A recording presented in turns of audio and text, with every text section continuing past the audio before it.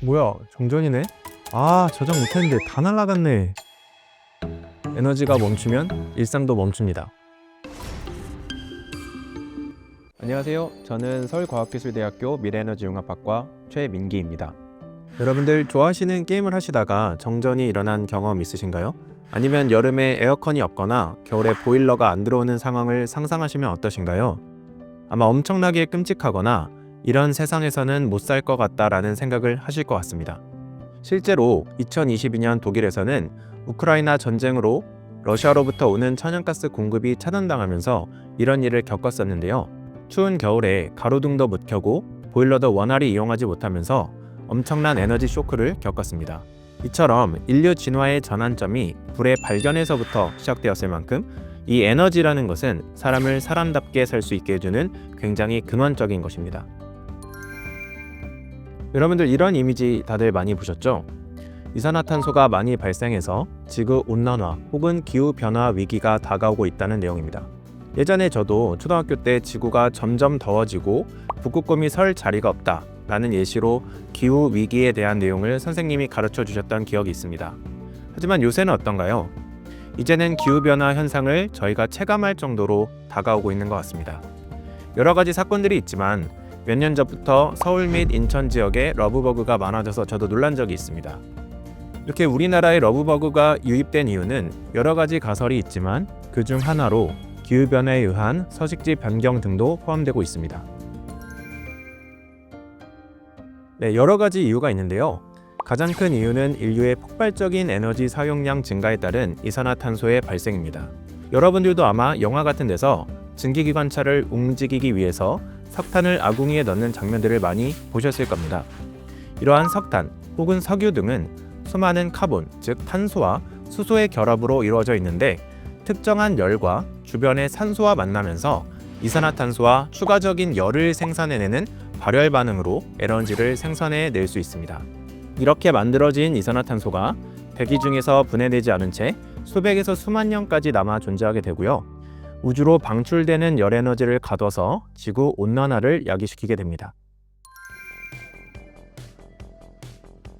대부분의 이산화탄소 발생은 석탄이나 석유 등 탄소를 포함하고 있는 에너지원을 인류가 활용하면서 발생하게 됩니다. 그러니 우선 인류가 에너지 사용량을 줄이는 방법이 있겠죠. 하지만 이게 쉬울지는 잘 모르겠습니다. 당장에 우리가 이용하던 전기라는 혹은 석유 산업이 가져온 여러 가지 편의를 포기하고 에너지 사용량을 절반으로 줄이라고 하면 순순히 줄일 수 있는 사람이 과연 몇이나 될까요? 정책적으로 규제를 하며 절제하는 것은 분명히 필요하지만 근본적으로는 이산화탄소가 발생하지 않으면서도 전기를 생산해낼 수 있는 친환경 에너지 발전 기술의 개발이 최우선이라고 생각합니다. 저희가 가장 쉽게 생각해 볼 수 있는 친환경 에너지 기술들은 태양력, 풍력, 수력, 그리고 수소 등이 있습니다. 아마 초등학교 때부터 많이 들어보셨을 거라고 생각합니다. 자연이 친환경적으로 공급해주는 에너지를 우리가 사용하기 쉬운 형태의 에너지원으로 전환하는 거죠. 신재생 에너지라고도 하는데요. 가장 대표적으로는 태양광 패널이 있습니다. 개인 아파트에도 굉장히 흔히 설치되어 있고요. 우리 학교에도 태양광 패널이 굉장히 많이 설치되어 있습니다. 서울시 공공기관 건물의 경우 1000제곱미터 이상일 경우에 의무적으로 신재생 에너지원에 의한 전력 공급을 시행하고 있고요. 30년 이후까지 약 40%를 목표로 할 만큼 그 중요도가 굉장히 높아지고 있습니다.